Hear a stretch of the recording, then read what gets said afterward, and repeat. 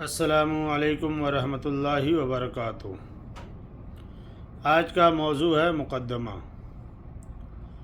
آپ لوگوں کو پتہ ہے بہت سارے لوگوں کی زندگی میں یہ مسئلہ ہوتا ہے کہ کسی نہ کسی بات کو لے کر نا اتفاقی ہوتی ہے یا اختلاف ہو جاتا ہے اور لوگ مقدمہ کر دیتے ہیں۔ کچھ معاملات ایسے بھی ہوتے ہیں کہ کسی کے اوپر جھوٹا مقدمہ بھی کر دیا جاتا ہے، جس میں لوگ پریشان بہت زیادہ رہتے ہیں۔ کچھ مقدمے ایسے ہوتے ہیں کہ کئی سال گزر جاتے ہیں لیکن اس کا کوئی نتیجہ نہیں آتا ہے یا وہ معاملہ ختم نہیں ہوتا ہے۔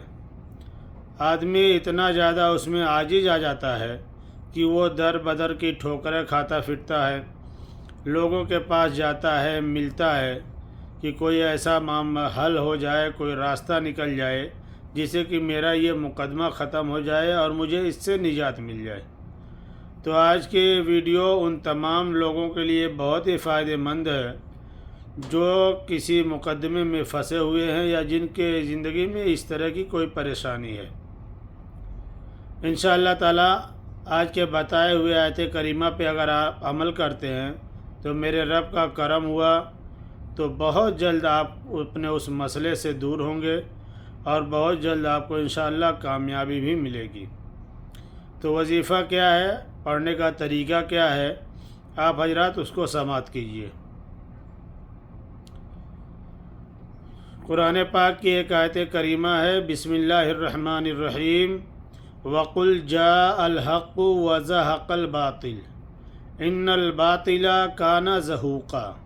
یہ آیت کریمہ ہے۔ اس کے پڑھنے کا طریقہ یہ ہے کہ اول آخر درود پاک پڑھنا ہے اور 111 مرتبہ اس آیت کریمہ کو آپ کو پڑھنا ہے۔ پڑھنے کا وقت یہ ہے کہ آپ کسی بھی نماز کے بعد ایک دن میں ایک ہی بار پڑھنا ہے، وہ بھی آپ کسی بھی نماز کے بعد آپ کو وقت ملے آپ بیٹھ کر 111 بار اس کو پڑھیے، اس نیت سے جس مقدمے میں آپ پھنسے ہوئے ہیں یا جو مسئلہ آپ کا حل نہیں ہو رہا ہے مقدمے کے تعلق سے، انشاءاللہ تعالی میرے رب کا کرم ہوا تو بہت جلد آپ اس سے باہر ہوں گے، آپ کو نجات ملے گا، کامیابی بھی ملے گی۔ اور اگر آپ حق پر ہیں تو یہ وظیفہ کیجئے گا، اگر ناحق پہ ہیں تو یہ وظیفہ مت کیجئے گا۔ آپ سے گزارش ہے کہ آپ لوگ دوسروں تک یہ ویڈیو پہنچائیے اور پھر انشاءاللہ تعالی ملتے ہیں کسی دوسرے قرآنی وظیفے کے ساتھ۔ اللہ حافظ۔